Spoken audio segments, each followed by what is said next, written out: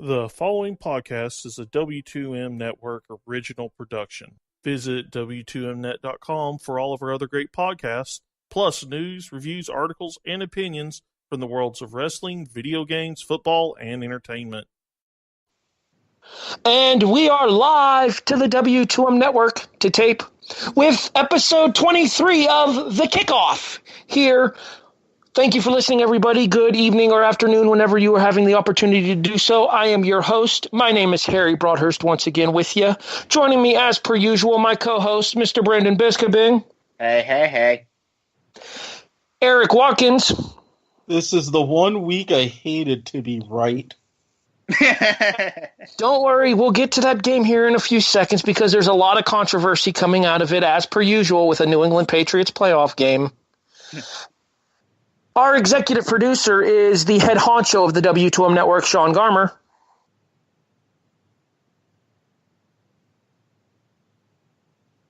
I love making you use your phone just to say hello. Lord, come on, man. That's terrible. I'm sitting here trying to do my unemployment, and you people are screwing me up here.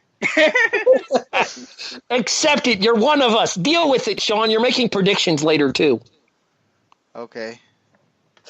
And it is official. Unfortunately, Stephen has stepped down from his duties here on the Kickoff, but we have already filled the vacancy. Ladies and gentlemen, welcome the newest co-host to the Kickoff, Jayson Teasley.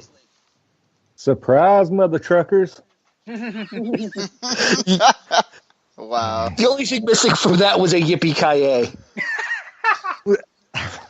I think I would have popped for that. Okay, see, now you never know. I might break it out later on the season. All right, so we got some championship games to discuss here. All right, normally we open the Kickoff with our studs and duds. However, since there were only 2 games, it seems kind of pointless. So instead, we're going to start with our stud conference championship game, and that is the AFC conference championship game. We kind of talked about this last week, Erik, and that the head wants one thing, the heart wants another, and it ends up the head was correct. Yeah, and I nearly had the score right, too. You know, this is a little bit way too Illuminati if you go back to 2007. I'm really not liking this. Why did we have to get involved? Final score 24-20 in New England. Patriots come back from a 17-10 deficit at the end of 3 to advance to the Super Bowl for the 10th time under the Brady-Belichick era. 10th overall, 8th under the Brady-Belichick era. You're right. The first 2 were under Drew Bledsoe. No, they weren't. One of them was. One of them was, but the first one was they went up against the 85 Bears. That is right, when they got smacked by Chicago. Yep. Back in the Super Bowl. I completely forgot they went up against the 85 Bears. The Bears. The Bears. They suck. I'm wondering. Yeah, I'll wait for somebody to break that out. AFC Conference Championship Game MVP, Danny Amendola. Kind of hard to argue that. With him and his acrobatic, I could put 10 toes down in the end zone. Erik, you seem a little bitter. Yes. And look, somebody grab some more ends because somebody saw my job by wearing a red shirt, not once, but twice the week after that game. That still was a punch in the gut. I was disappointed. I think the worst part for this is looking at the win probability graphic on the website that I'm using for this and seeing Jacksonville shaded for most of the fourth quarter. I haven't drunk enough yet. Could you not remind me, please? He's not drunk enough for this conversation. Brandon, your takeaways from the AFC title game. Yeah, I mean, it was an amazing comeback, but, I mean, it's the Patriots. What do you expect? I think we kind of have to talk penalty disparity here, Jayson. I mean, the Patriots get what they get. I mean, It's not like the NFL isn't on their side and the refs aren't in their pocket. So 6 flags for 98 yards against Jacksonville, 1 for 10 against New England, and that was a special teams penalty. yeah, I mean, you see, everybody's seen the refs congratulating Brady and getting their paydays after the game. That's all I'll say, and I'll leave it at that. Interesting fact for your defense, Erik. You held them to 3 of 12 on third down. Yes, I'm well aware. I don't know, maybe if Shad Khan sold a soccer team, he could have afforded bigger paychecks to those refs. But maybe that's just me. Okay, before we go too far discrediting New England here, let's go ahead and do mention the fact here that, God, this has to put Brady up there with Manning in terms of postseason comebacks, doesn't it? You do mean Eli, right? You know, the better Manning? Okay, first of all, you keep dreaming about that Giants fan. All I'm going to say, Eli owns a better Super Bowl record and owns the Patriots. Enough said. Erik, I think I screwed up. Look, I don't want to kind of come to their defense, but I did see 18-1 for myself, so there is a little bit of credence there. Eli Manning is Tom Brady's kryptonite. Yeah, he got signed to the practice squad of Philadelphia. I saw that meme. I thought that was pretty funny. Well, I mean, we'll talk about this later as I go into my prediction, but I mentioned 2007 for a reason. The only difference is 10 years later and Blake Bortles. Look, Blake, I respect you. I think you're awesome. I was rooting for you to play well enough to keep your job, but throughout just about the entirety of that fourth quarter, really? Did they put something in your Gatorade to make you forget how to play or something? I'm willing to go with that theory. Here's the thing, though, for Bortles, Erik. 23 out of 36 for 293, no interceptions. Yes, he didn't commit a turnover, which was fantastic. And if you look at those end numbers overall, great. But compare how he started versus how he finished. There were a lot of drives, especially as the Patriots were coming back. There were 2-3 good opportunities that he could have led the team down the field and put a nail in the coffin. I would never count out Brady, unfortunately. I know we fans, a lot of us as a collective tend to bitch about the fact that New England gets a lot of calls. The fact of the matter is when it comes to a quarterback like Brady, he's never really out of a game, though. Nope. No, I agree. I agree with that wholeheartedly. I mean, you can never count Brady out of any game. If only he would just stick to modeling Ugg boots. Maybe he will after the season. I hope so. We'll see how that Here's the rumor goes. He's already denied that he's going to retire. He's already said he's coming back next season. When asked about retirement, he said, "Why is everybody concerned about my retirement? It's not happening anytime soon." Yeah, you're probably right. Yeah, but at the same time, he's going to wake up one day and realize, hey, I ain't George Blanda. I got to go. So, If he wins another Super Bowl, there's no way he's done. I mean, he's still performing at, 104? Pretty much. Yeah. I'm pretty sure his walker's going to be part of the offensive line. I don't know. Maybe they get him one of those, like, red and blue hurricanes like you see on TV. He'll just have that in his left hand wobbling around and still chuck it 30 yards down the field. Which brings me to an interesting point. You know, if anybody, do y'all know that Terrell Suggs hates Tom Brady? Yeah, that's not surprising.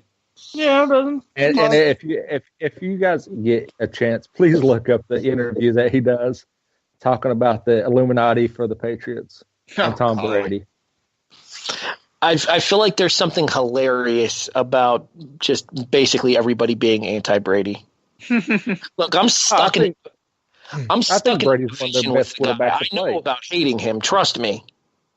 I think he's one of the best in the game, but I mean, he can't beat Eli, and Roger Goodell and him have like weird BFF relationship. I don't know. And not to mention, and this was thankfully, I can say that I saw him play live when he came to town a few years ago to play the Jaguars. One of his famous comebacks, or really keeping himself in that game, was against the Jaguars. Not these Blake Bortles Jaguars. The quarterback at that time was Chad Henne. That was only 23-16. I'm just saying. So what you're saying is he struggles against the Jaguars. Pretty much, yes. Unfortunately, he didn't struggle enough. Sadly, no.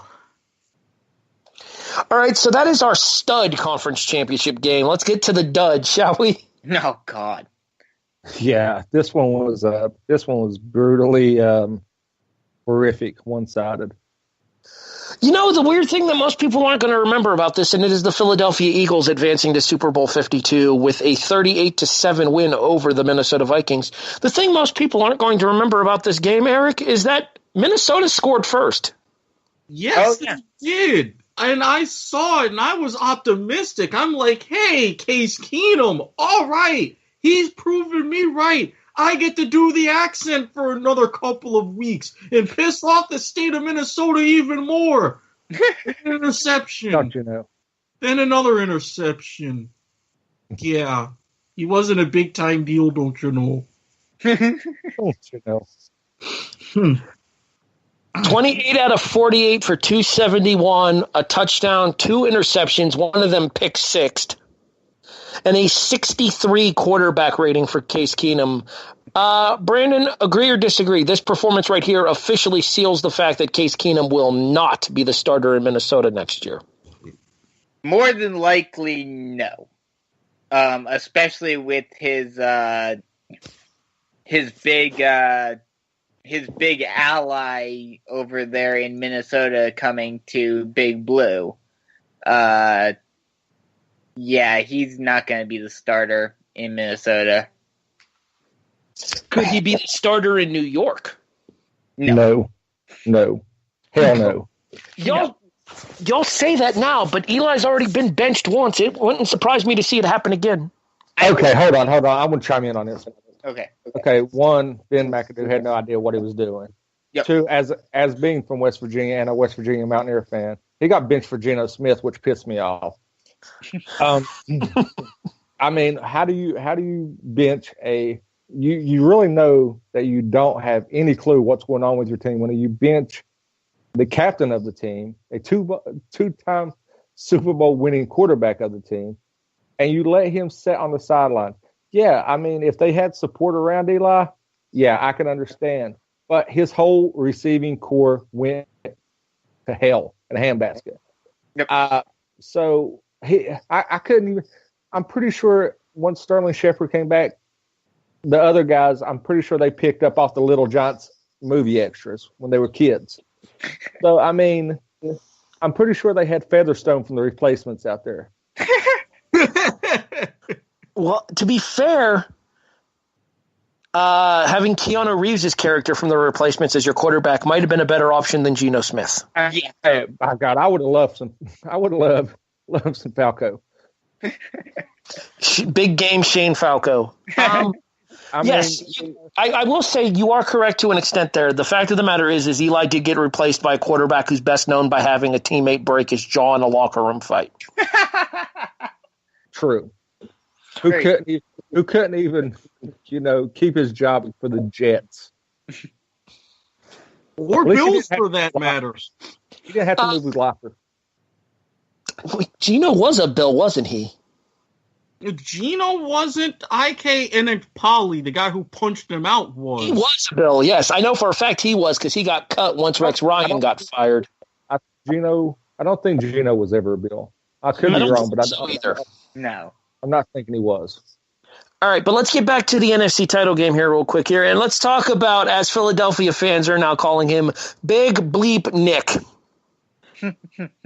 It rhymes with Nick if you're wondering what the bleep is. Yeah, it's. Did I see that story about the Philadelphia fan on the local news? Well, which one? The guy that punched the horse? Okay, A, why are you Philadelphia? Never mind, I don't want to know. It's Philly. They threw snowballs at Santa.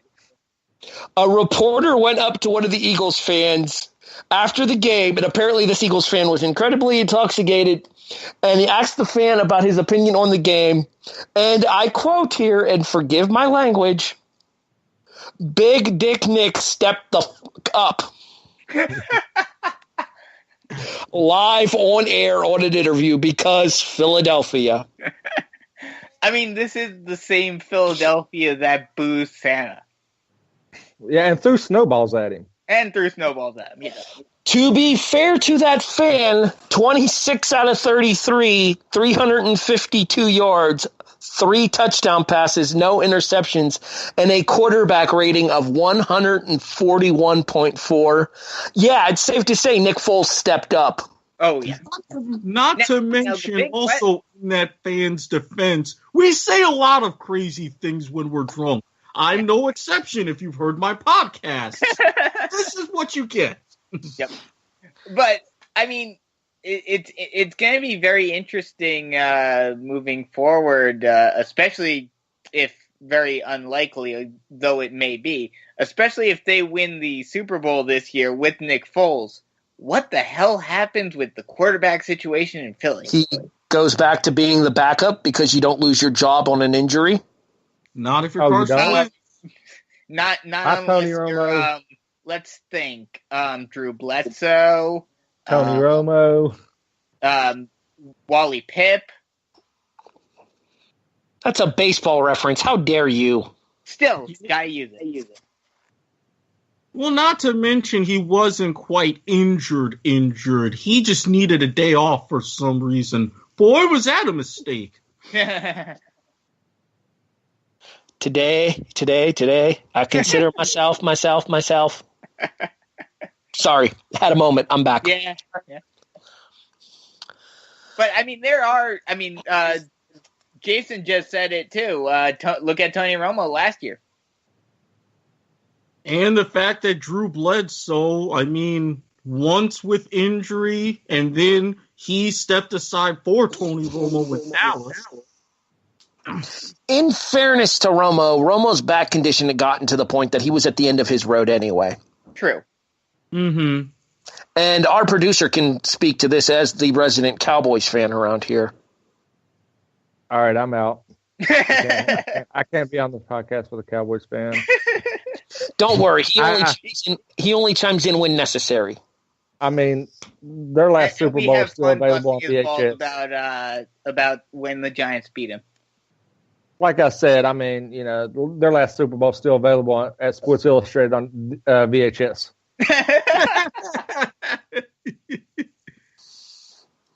Yeah, I was just happy as a Bills fan to finally break the postseason drought this year. Frankly, I'll take that. I was cheering for the Bills. Mm-hmm. Me and Eric had some fun with it week 1 of the postseason here on the kickoff. Oh, that was a fun night. We got snippy with each other that day. It was fun. All right, so I'm going to take you guys on a little trip in the Wayback Machine, okay? Okay. The date is February 6th, 2005. It is Super Bowl 39 in Jacksonville, Florida. I came this close to having tickets. Yet my sister wonders why I don't deal with her too much. This close. The 16-2 New England Patriots take on the 15-3 Philadelphia Eagles. Brady is still your New England Patriots quarterback. The Eagles quarterback at this time is, in my opinion, first ballot Hall of Famer Donovan McNabb. Mm-hmm. Yeah, can't argue that. Who, as Eric and I were discussing off air, still holds the all-time single-game postseason record for passing yards by a quarterback. And he still also holds the record for most times vomited on the field at Everbank.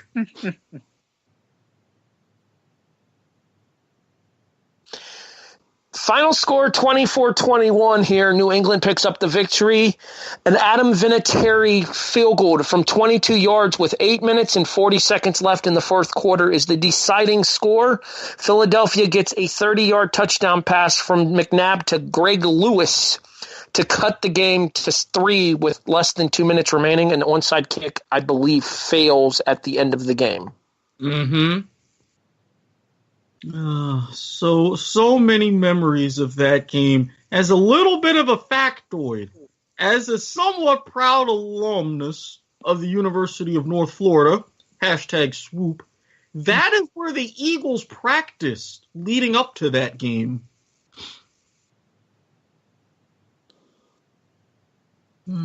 If only I could have just stuck around in between classes. I could have seen Terrell Owens in his prime running routes. Or in his driveway bench pressing. Also true. Looking through the statistical leaders and stuff for both teams here and finding information from, for those wondering, I'm using ProFootballReference.com as my source of information for both the current game as well as the previous games here. That game right there, the New England win, was one of 4 out of the last 5 that New England has beaten Philadelphia. Interestingly enough, however, their last meeting, Eric, December 6th, 2015, a Philadelphia win in Foxborough. Yeah, it was one of those, I guess you would say, kind of quirky games. Philadelphia just had a good enough night that night, thankfully. Oh, I was so happy. See, the quarterback for this game would have been Foles. Mm-hmm. Mm-hmm. It would have been Sam Bradford. Yeah, that was before the trade. That would have been Bradford. Sam Bradford, 14-24 for 120 yards and 2 scores. Oh, back when he was efficient and slightly less injury prone. Tom Brady, 29 out of 56 for 312 yards, 3 touchdowns, but 2 interceptions. Yeah, something tells me we're not getting 2 interceptions from Brady on Sunday. No. One of those Brady interceptions returned by Malcolm Jenkins, the length of the field, 99 yards. I feel like this would have been a Fox 4 o'clock game. It would have. Mm-hmm. Yeah, because the Eagles were the visiting team. It would have been a Fox 4:25 kickoff. I have seen the official start time on Pro Football Reference. All right, anyway, just a little bit of interesting note there with the fact that the last time these two teams met, Philadelphia did win, but obviously most of the pieces in Philadelphia now are completely different. Oh, yeah. By a mile. So you guys ready to start previewing this Sunday's game? Let's do it. Sure. All right, so I'm going to kind of break this down by individual category here. I'm going to do my best to describe both offensively and defensively for both teams as well as special teams here. We'll start with the obvious position, that being quarterback here. As good as Nick Foles has been this postseason, I don't think there's any question the edge is New England here with Tom Brady, correct? Oh, hands down, especially I'm with taking the Patriots Foles. faction. I heard that, Jason. Go ahead. I'm listening. I'm taking Foles. I think he's going to have something to prove. I think it's just going to be he's going to take advantage of the big stage, and we know Brady sucks at the NFC East. So give me Foles. I'm going to give the edge to Foles. That's not Besides Brady's? always because think about we just talked about the Eagles faced the Patriots in a Super Bowl and they lost. The Cowboys faced the Patriots in a Super Bowl and lost. Hey, quit living in the past. Only our Giants do well against the Patriots in the Super Bowl. Hey, quit being Steeler fans and living in the past, okay? But like I said, I give the edge to Brady hands down because of the experience factor. As we've seen throughout this playoff, experience beats youth. We saw in the divisional round with the matchup between Atlanta and LA. You saw it. You didn't see it in the Eagles game, which was surprising. We were expecting a win for. We were expecting a win for the Falcons, but they did not get it. The divisional round did break that trend, but I still think experience beats youth, especially in the Super Bowl. Given the choice of the two, I'm taking Brady here. And the reason I'm taking Brady, despite the fact that I have no love at all for the New England Patriots, is the fact that Brady knows what to expect in this game. Brady's been there. I believe that they said this will be Brady's 8th Super Bowl. Mm-hmm. Yeah. Which has to be the NFL record. It is. So this being Brady's 8th Super Bowl appearance here versus this being Nick Foles' first, you got to think that the shock and awe of the stage might get to Foles. I don't think Brady will have any such issues. Of course not. Can I go on record and say Foles will outperform Brady? You are on record as saying that. I'm going on record right now. Foles outperforms Brady. Mm. Let's move to running backs, shall we? Yep. I like how you just take a deep breath and was like, okay, well, I really did mess up by adding this guy, didn't I? He's a lunatic. Hey, it wasn't as bad as his reaction to my warranted and correct prediction of UCF beating Auburn in the living in the past, Bisco. Let's talk running backs here for this game as Jay Ajayi and LeGarrette Blount, who would know the New England offense, go up against the team of Dion Lewis and James White / Rex Burkhead. Got to give this one to New England as well. See, I don't know if I agree with that. No, I give this disagree. edge to Philadelphia, especially with the fact that Ajayi has been running angry after coming to the Eagles, being traded from the Dolphins. He's shown that he is just as powerful of a runner as LeGarrette Blount. Actually, let me change that. I forgot that Blount was traded. I heard LeGarrette Blount, and I automatically thought Patriots. So, yeah, Ajayi and Blount, especially with the fact that Blount has knowledge of the Patriots of the Patriots team. Yeah, you got to give the edge to the Eagles here. I think a lot of it goes back to what Eric just said there, specifically about Jay Ajayi. I think he's the big game performer here for Philadelphia. He's the one that's going to have to step up. I think that New England is going to know how to stop LeGarrette Blount. Jay Ajayi is the wild card because Ajayi has always been very inconsistent against the Patriots when he was at Miami. That's true. See, I'm going to go with Philadelphia simply because they remind me of the Giants when they had Bradshaw and Jacobs. Blount will pound you like Jacobs did, and Ajayi's going to have something to prove, especially after the trade, and he's going to be that one that breaks off a big play. You don't really have anybody that I feel, honestly, that can break off a big play for New England. You're going to have a check down, maybe a screen route that they break, but just to have the ball in their hand and make the cuts and to break off a play, I'm going to give the edge to Ajayi, and I'm going to think Blunt's going, with his knowledge and everything, they're going to be able to pound the ball down the Patriots' throat, wear that defensive line down, and it's going to be decided in the fourth quarter.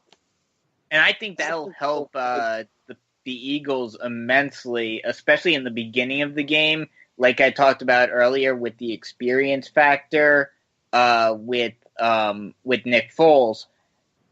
Having both Blunt and Ajayi there to, kind of feel out the defense, let Foles get his feet under him, I think that'll definitely help the Eagles early on in the game.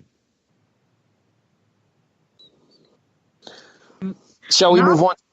Well, just to close it out, one thing that I've also noticed, keep an eye on how the Eagles use LeGarrette Blount, because he's become much more of their third down and red zone back, and that's going to give much more of an advantage to the Patriots in that case.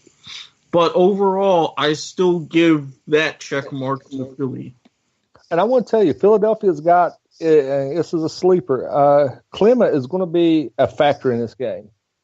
On a third down, I see him breaking something in this game to set himself apart and give the Eagles a little cushion, because they're going to be more concerned about Ajayi and Blunt. Clement's going to come out of backfield and do something spectacular. Referring to, of course, backup running back for the Philadelphia Eagles, Corey Clement. Let's move to the receiving corps, shall we? Okay, for the record, we're going to do tight ends separately because that's going to merit its own conversation based on what happened in the Jacksonville-New England game. Everyone, you're welcome. The starting wide receiver listed for Philadelphia is Alshon Jeffrey, he formerly of the Chicago Bears, Torrey Smith, he formerly of the Rams, and Nelson Aguilar. The starting wide receiver listing for the Patriots are Brandon Cooks, formerly of the Saints, Chris Hogan, formerly of the Bills, because we didn't screw that one up or anything, and the AFC most valuable player, Danny Amendola. I got to think that this one's kind of a wash. I don't really give any real advantage either way here. I think that when it comes to overall top wide receivers, you can make the argument that Amendola is Brady's favorite target over Cooks, and him and Alshon Jeffrey pretty much cancel each other out in terms of reliability, speed, and availability to get open. It's going to come down to Torrey Smith and Nelson Aguilar against Chris Hogan and Brandon Cooks, in my opinion. Yeah, I would agree with that to an extent. I definitely would take Amendola over Jeffrey. But I would say on an overall depth level, I would take the Eagles receiving core over the Patriots. So if you're just talking one-on-one top receiver against top receiver, I'd go with the Patriots. But overall receiving core, I would take Philly. So I'm going to go with Philly for this one. Eric? For me, I also consider it a bit of a wash because it's how these receivers fit within their system. With the Eagles, you have a much more traditional passing offense, a little bit more reliant on the deep threat. That's where receivers like Jeffrey and Aguilar shine. However, the Patriots don't even rely so much on the deep ball, but intermediate routes, running crossing patterns from the slot. And that's why Kevin Hogan and Damian Amendola fit perfectly within that system, because that's the kind of receiver they look for. So it's really no difference between the two. Jason? Like I said, I'm going to have to agree on the wash. I think it's going to come down to who can get the in sync with the quarterback. I mean, New England's got Brady. I mean, Brady's arguably the best quarterback to play. But he knows his system. He knows his receiver. And I don't see any New England actually getting anything as a deep ball, where Philadelphia is going to have to rely on the deep ball to try to stretch the field on New England to open up the running lane. So I want to say the deciding factor is going to be actually Aguilar, because I think if he can take some pressure and spread the field, I'd give the nudge to Philadelphia, but I don't see that happening. So I think it's going to come down to dink dunk passes. So I'm going to push. The reason I worry about Philadelphia's deep game, and I appreciate you guys bringing this up here. The reason I worry about Philadelphia's deep game, though, is, let's be honest here. Starting four for the New England secondary, all four of them could pick Nick Foles. Malcolm Butler, who had the game-winning interception against Seattle. Stephon Gilmore, who granted has been very hit and miss in New England, but was a superstar in Buffalo. Devin McCourty's reputation speaks for itself, and Patrick Chung is widely considered to be one of the best hitters in the NFL at safety. Mm-hmm. That Philadelphia receiving core trying to go deep against this secondary, I don't have high hopes for them. Well, that's going to be a very big matchup in this game, I think. I think what Jason said is accurate. It's going to come down to the dink and dunk passing game there of whether or not Foles can play ball possession with his receivers rather than going for the big hitters, because I don't know that you want to test this New England secondary deep in man-on-man situations. Which definitely gives the edge to New England because they're much better at the dink and dunk. And especially if you're trying to do that late in the game when, say, you're down 7 or 10 points, then New England's going to have you covered like a blanket. Not to mention the fact that those New England, the New England secondary is very sure-handed when it comes to tackling as well. There is no Marcus Williams on the field for this game. Mm-hmm. Let's move on to tight end, shall we? And this is where the conversation gets interesting because straight up one-on-one between Zach Ertz and Rob Gronkowski, I'm taking Gronkowski. But I'm this taking Ertz. would be a 100% Rob Gronkowski. I was just about to say, is this a completely healthy Gronkowski, or is this just like just about every other Super Bowl where he's banged up? Jason, I'm going to let you go first here since you went last on the receiving core. Between Ertz and say Ertz and Brent Selleck, because they're kind of a 1-2 punch at tight end for Philadelphia. I want to take Ertz over Gronkowski. I know you guys are going to bash me for it, but I mean, Gronk is he lets his emotions, I guess you could say, get the best of him in big games.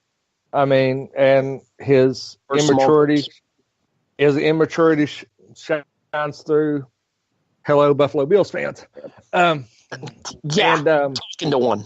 And I think that this defense can get in his head and take him mentally out of the game and exploit that, his immaturity in big games. And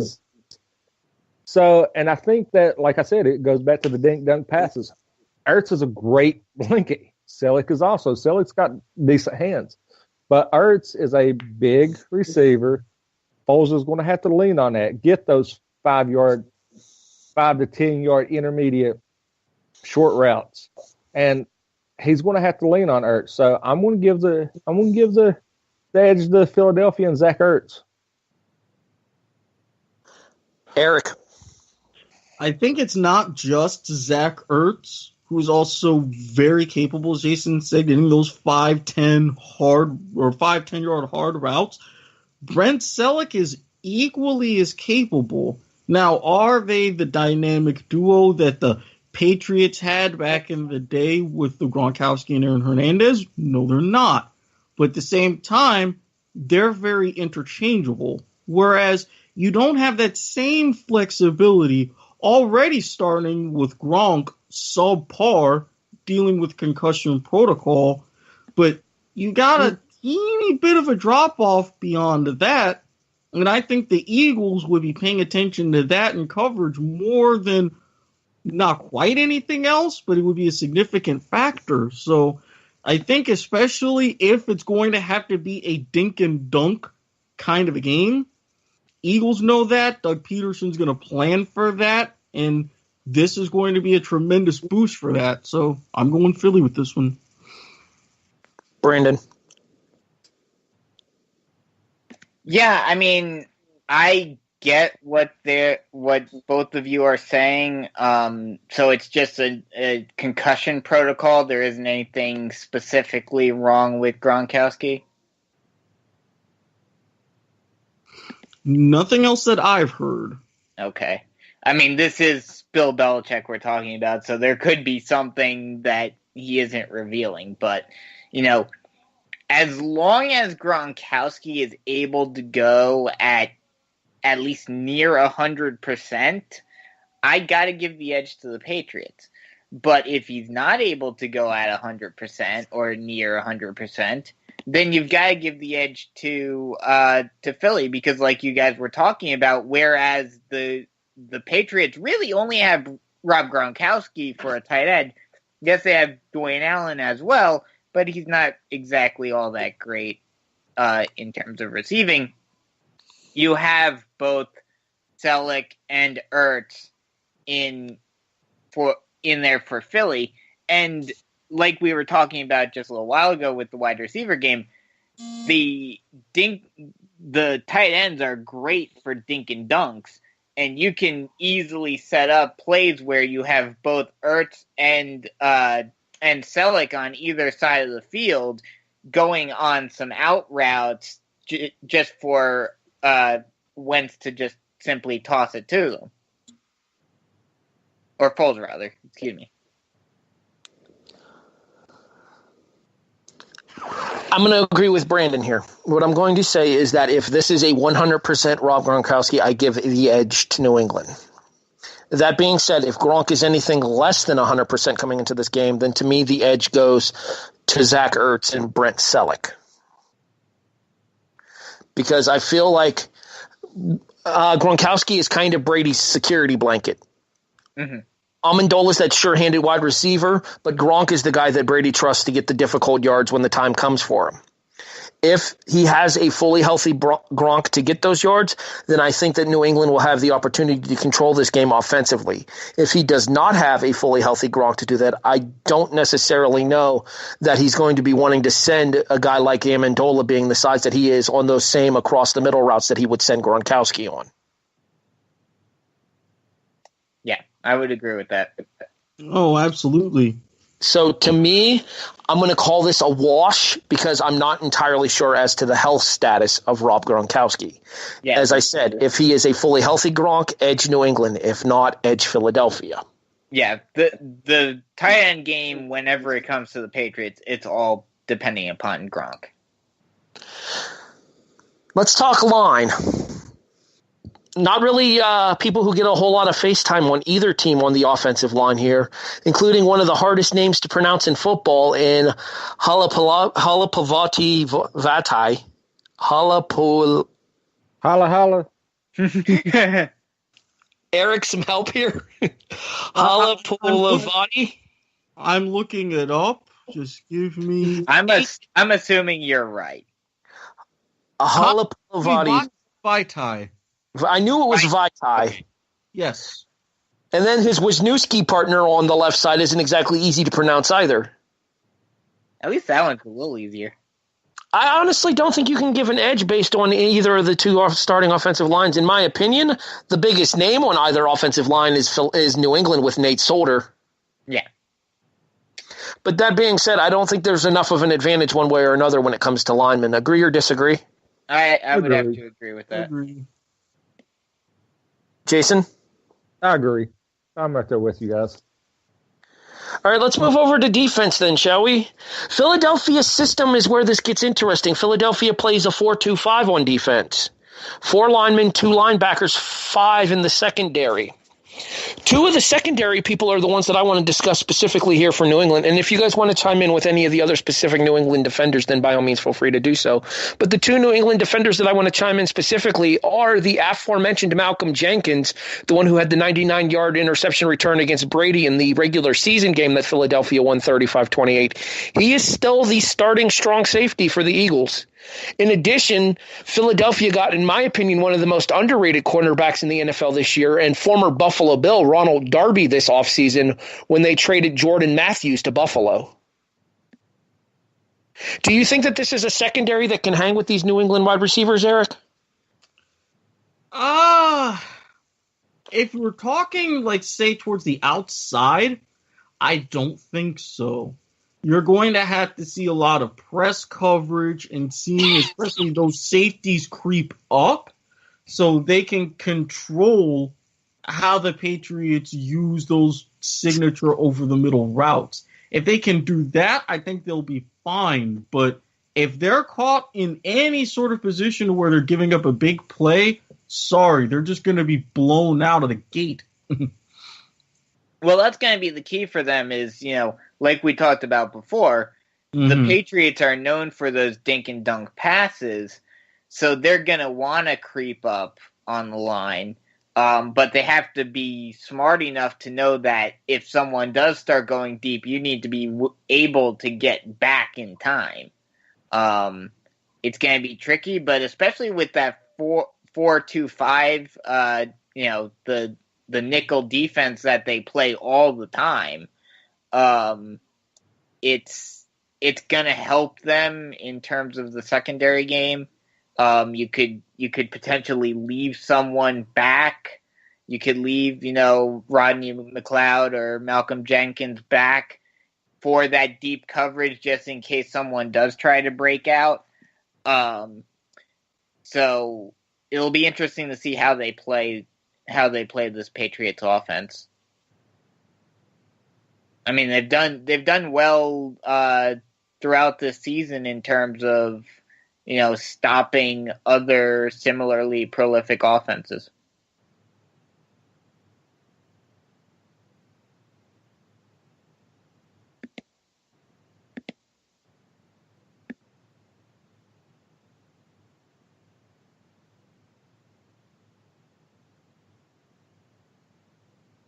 Jayson, your thoughts? I think it's going to be a matter of I don't think they're going to be able to contain them downfield. I think their best hope is to try to keep those keep receivers in front of them, and also try to make them get beat by missing a tackle, which is very, very possible. But like I said, I mean, I think their best hope is to keep receivers in front of them and limit big plays. Well, the problem with that is that you actually do have a game-breaking receiver, though, for New England and Brandon Cooks. Cooks is that deep field threat that Brady hasn't traditionally had since the days of Randy Moss. Because Cooks was somebody who was a speedster down in New Orleans as well.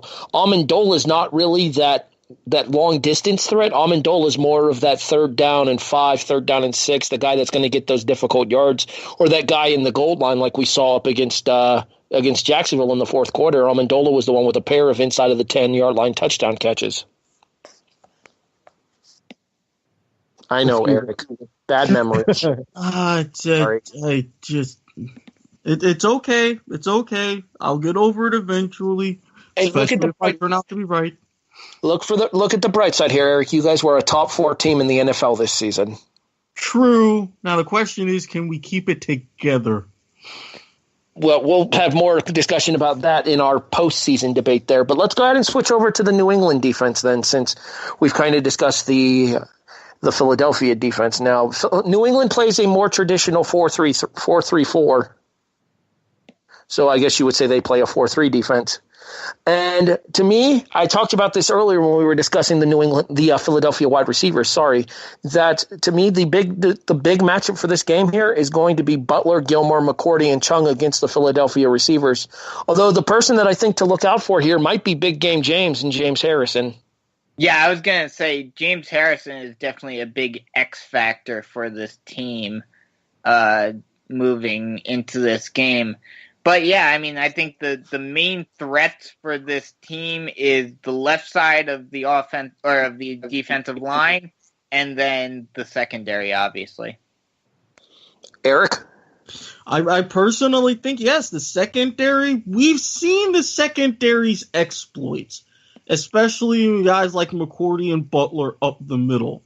Yes, while James Harrison shows that he can still bring pressure and still get into the quarterback's face, and Nick Foles will be no exception, I'm sorry. I think that this secondary has performed way too well in big games, and like a traditional defense, they know how to scheme and take away key components of traditional offenses. Here's an interesting stat, though, that may put some doubt in some people's mind in terms of that vaunted secondary for the Patriots. They are third to last behind only, I hate to say it, but the Giants and the Buccaneers this year in passing yards allowed. Well, you think a lot of those yardage would come in garbage time, though, with teams trying to come back. That is true. At least that's how I would kind of justify that statistic if I were a New England fan, which God forbid that ever happened. Jason, your thoughts on the the New England Patriots defense? I think the New England Patriots defense is going to surprise, and I think there's going to be. I think they'll give up a lot of. I think it's going to be the bend don't break. They'll give up a lot of yards, but they won't give up a lot of points. Like I said, I think they're going to. I don't think they're going to give up. I say they give up 2 big plays, but once they're going to hold them to field goals rather than touchdowns in the red zone. I don't see Philadelphia being very effective in the red zone. If they put any major amount of points on the board, it's going to be because they broke a big play. Outside of that, I think New England's going to surprise and be a very stingy defense on scoring, but I do believe they'll give up the yardage, though. Yeah, that's another way to look at that stat line that I just gave. Is they were 5th in points allowed this season, so they are a very bend but don't break type of defense. And as I said, a lot of that yardage probably came towards the tail end of games that were already decided. Yeah. That takes us to the final thing to discuss before we make our predictions, and that is special teams here. And in my opinion, this is the one instance in this game where New England has a decided advantage. As good as the kicker for Philadelphia has been this year, as good as, Jake Elliott has been, Jake from State Farm. The 61-yarder to beat the Giants. Sorry, Brandon. And apparently Jason, too. He is not Steven Gostkowski. No, he is not. Gostkowski may be the best kicker in the NFL right now, and if he's not the best, he's certainly in the conversation. I think him and another former New England kicker. Terry? Yes. Sorry. So much love. And not only that, but like we talked about with the quarterback situation, you would much rather have a kicker that has been in this type of situation in a late game, last minute kick than a guy who, how is this Elliott's rookie year or how many years has he? Yeah. This rookie season. Yeah, that's what I thought. I would much rather have an experienced kicker who knows that type of situation and seems to thrive under it, like Gostkowski, than a rookie when it comes to a crucial last-minute kick in the Super Bowl. Jason? I'm gonna give special teams completely there. New England, Gostkowski is going to be huge. Elliott, I don't think he's going to be ready. I think it's going to be the big stage is going to get to him, nerves and everything. And, I mean, Carson Wentz actually owes a game check to him, so I think that may factor in as well. But I think, like I said, I mean, like you said, Gostkowski is probably one of the best kickers in the NFL, if not the best. So you got to go with the experience in that. I mean, if the game comes down to decide a field goal, I would rather have him than Elliott kicking any day of the week. Mm-hmm. The other thing, too, that I think is going to play a factor as well, and then, Eric, I'll get to your thoughts on this real quick, too, is the fact that Philadelphia has the same person that returns kickoffs and punts in Kenyon Barner. New England has Dion Lewis and Danny Amendola returning kickoffs and punts respectively. I think that is a decided advantage to New England should anything happen to Barner. That takes away your big returner from both kicking games rather than just losing one or the other in the instance of Lewis or Amendola. Erik? Well, not to mention the fact that would play in New England's strategy even more. Just aside from Gostkowski and making big field goals, look at the special teams if you're on New England's side, knowing that, okay, I'm only going to have to deal with one guy. Say if I'm, especially early in the game, punting, I know, maybe I aim for the coffin corner a couple of times, or maybe on big returns, if there's some penalty, if there's any way to potentially re-kick or do something like that, get him a little bit more tired as the game goes on. That way you give yourself that extra edge if it does become a battle of field position. All right, guys, we just spent the better part of the last hour breaking down this game. It's now come to the time where we make our official kickoff Super Bowl predictions. I will have full-on end-of-the-season stats for everybody once we get to next week's show, because I'll factor in this one as well. So I will have that for everybody next week, hopefully, if not next week, in time for our awards show in 2 weeks. New guy, I'm starting with you. Jason, what is your prediction with score for Super Bowl 52, Philadelphia versus New England? Official prediction. Eagles 17, New England 14. Decided by a 2-minute drive, score by Jay Ajayi of a run, 20 yards plus. We go to our executive producer, Sean Garmer, assuming he's actually paying attention to us. Probably not. Is exactly a done deal at the particular moment. Sean, are you with us? Yes. It is official prediction time, sir. Final score? Patriots 27, Eagles 21.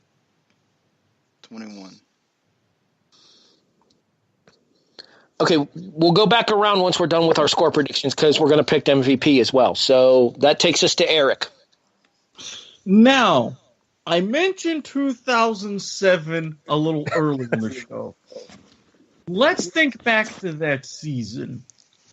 The Jaguars made the playoffs, had to go to Pittsburgh in cold weather, won by 3 points, only to go to New England as the number 1 seed the following round, hang tough, score 20 points, but eventually lose, helping propel New England to a Super Bowl against a team from the NFC East.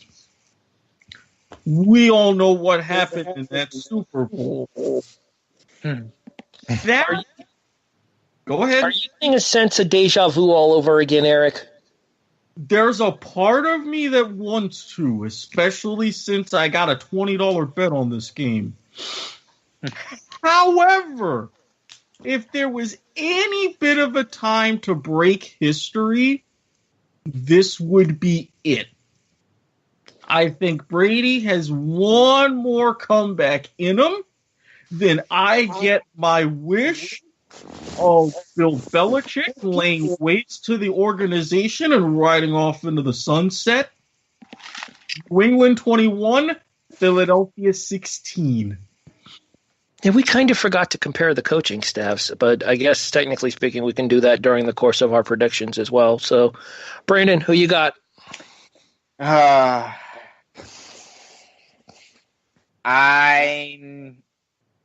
I gotta go with the Patriots here. I'm gonna say 28.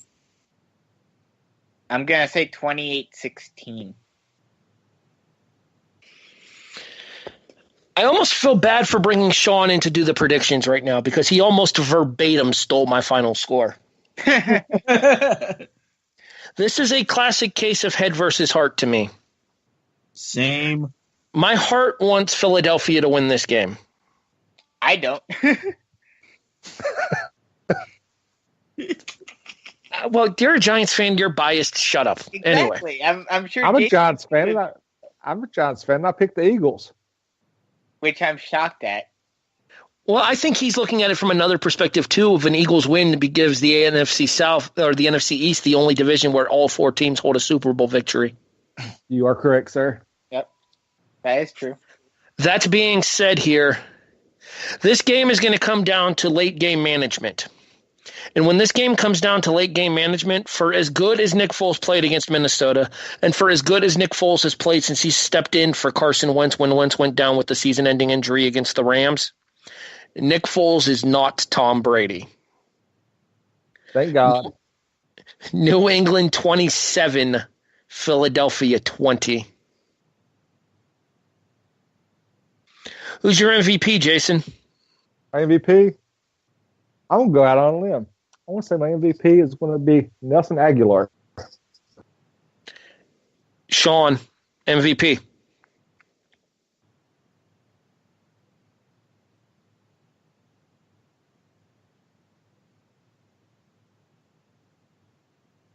Erik. Similar limb, different team. Kevin Hogan. Wow. Chris Hogan? Or Chris Hogan, yes. Let's say Kevin's going to be in the stands watching. If he gets MVP, I'll pay you $100. Hey, given these referees, we've seen crazier things happen, okay?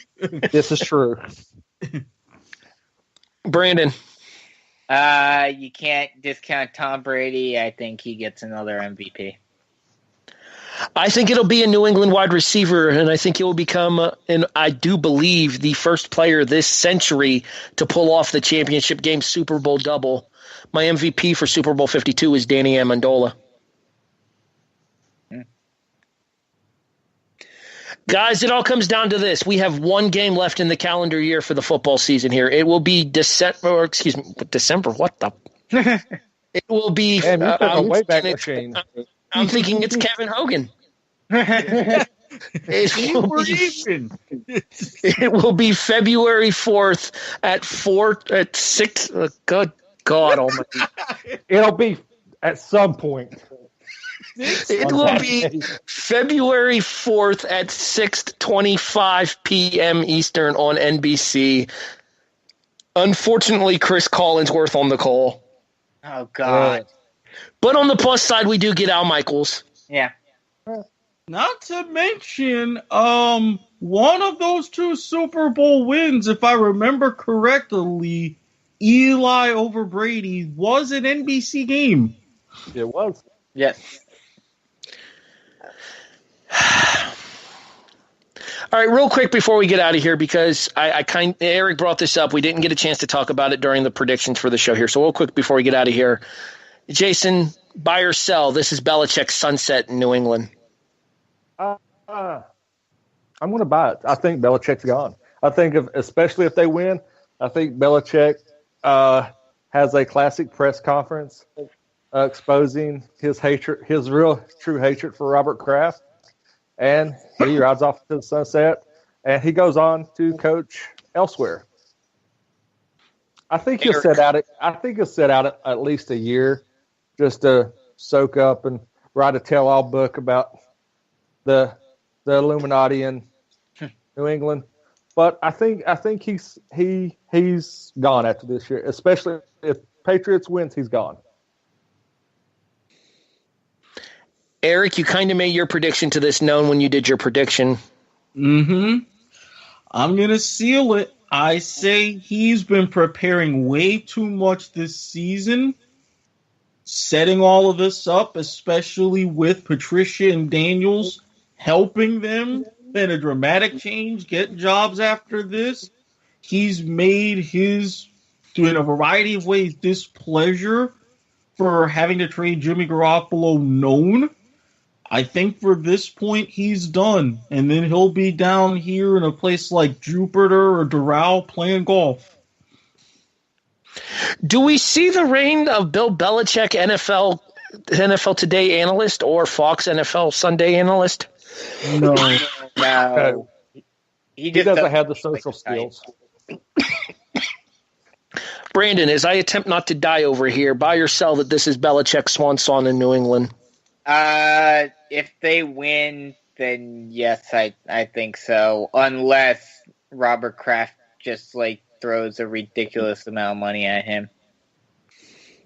I'm going to sell that this is it for Belichick. I think Belichick is going to want at least 1 or 2 more years in New England in order to prove that it wasn't all about the people that were immediately underneath him. I think he's going to want to prove that this was not all Josh McDaniels and Matt Patricia's doing as well as his coordinators. And I don't think that he's going to leave Brady in the lurch by himself having to adjust to a completely new system in the offseason. I do think the end is coming nigh for Bill Belichick in New England, but I don't think this game will be it. See, I want to jump in real quick. Do you think that he might want to expose Brady being a product of the system and leave just to do that, just to stick it to Kraft and Brady?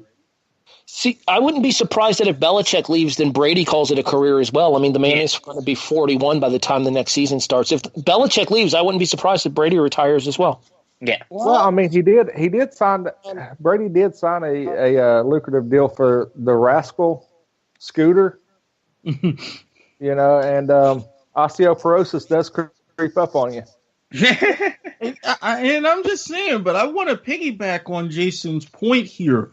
Look back to the Monday night game, and I've said this on past episodes, Patriots at the Dolphins. Belichick coached that game, especially a primetime game, a lot different than he normally does with those games, kind of leaving Brady on his own. And this was when the Garoppolo trade was much, much more fresh in everybody's mind. I think he's been sending way too many messages, and all the Alex Guerreros and TB12 methods in the world, they don't help you when a 300-pound guy comes and breaks your hip. You want to play till you're 45, this is what you're putting up with. Mm-hmm. It'll be interesting to see what happens. Yeah. Indeed it will. We have one last game in the 2017-2018 calendar season, and then when we return next week, we will have our Super Bowl wrap-up show. It is undecided whether our awards show will be 214 or 221, because it is entirely possible that may get delayed a week due to prior plans for myself. Well, not to mention Valentine's Day, so yeah. Well, I think those are said prior plans Harry is talking about. Yeah, but just trying to make it clear. He's got plans. Jason does. I do with getting drunk potentially. Who says I'm not getting drunk? Okay. My wife can be my DD. Okay, let me rephrase. You'll be getting drunk with someone. Maybe. You'll be getting drunk with someone too, Eric. It just might be somebody you just met. Yeah. Everybody needs somebody. Or if only I could tell the stories. That's all I'm going to say. Eric, for my single days, best advice, lower your standards, raise your score. Believe beauty is only a light switch away. Oh, trust me, Jason, I've got stories. Well, that sounds like a podcast in itself. It usually is. Yeah, I might have to hop in on something like that. We can't have this conversation on air. This is a family-friendly network. I have a family. So I'm nice to my family. So, with that being said, we hope you join us next week for our season finale, football action-wise. if not necessarily the last time talking about the season, since we're going to do an awards show afterwards, for the season finale of NFL action here on the Kickoff. So I want to thank the newest member of our group, Jayson Teasley. Jayson, welcome aboard, sir. Thank you. And just always remember, everyone, it's not easy being Teasley. Oh, my God, groan. Hey, it's hard work looking this good, son. Erik Watkins, where else can people find you here?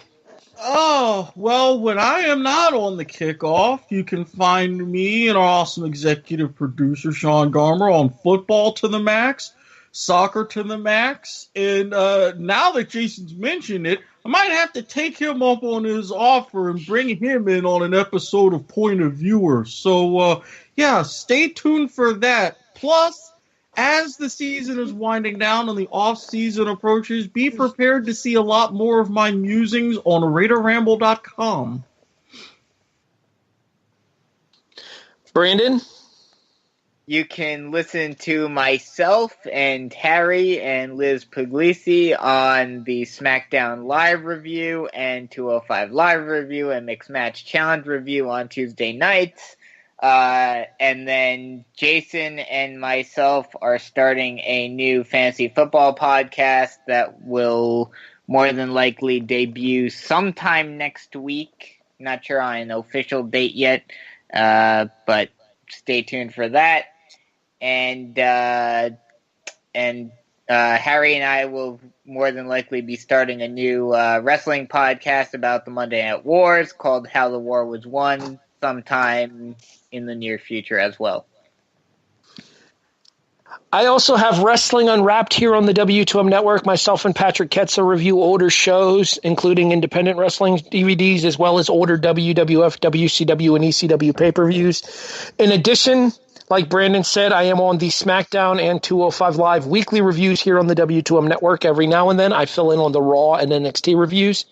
I also have the Raw Reaction every Monday night at 11:30 p.m. Eastern on the Chairshot Radio Network with 411 Mania's Tony Acero and Chairshot Radio's Andrew Ballas. So for our executive producer, Mr. Sean Garmer, the newest member of our panel, Jayson Teasley, my co-host since the beginning, Brandon Biskobing, and our producer turned co-host, Erik Watkins, I am Harry Broadhurst, thanking you for listening to this episode of The Kickoff here on the W2M Network, available online at W2Mnet.com. Enjoy the game on Sunday, everybody. We'll talk to you next Wednesday night.